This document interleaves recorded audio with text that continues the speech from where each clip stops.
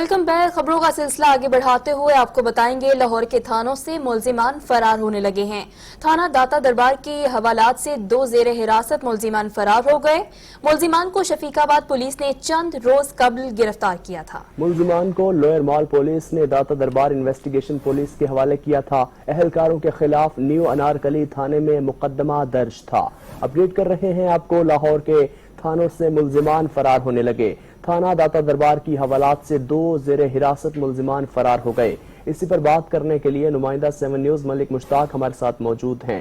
ملک مشتاق، بتائیے گا یہ کیسے فرار ہو گئے، کیا ڈیٹیلز ہیں آپ کے پاس؟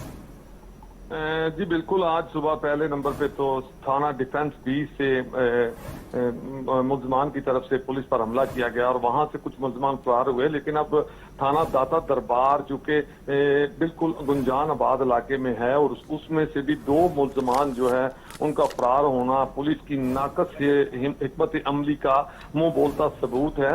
تھانوں سے یہ گرفتار ملزمان کا فرار ہونے پر پولیس افسران خاموش تماشائی بنے بیٹھے ہیں کہ داتا دربار کی حوالات سے زیر حراست 2 ملزمان جنہیں چند روز پہلے شفیق آباد پولیس نے گرفتار کیا اور اس کے بعد چونکہ ان کے پاس سے 75 کے قریب چوری کے موبائل اور موٹر سائیکل برآمد ہوئی۔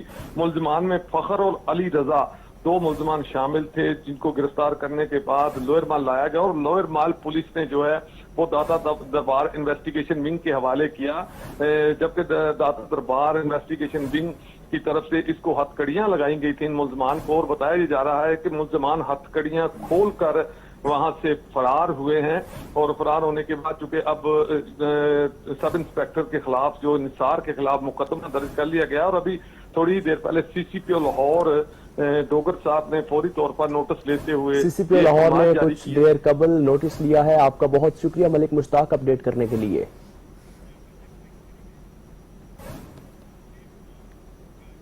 اور ناظرین، مینار پاکستان پر ہراسانی کے شکار خاتون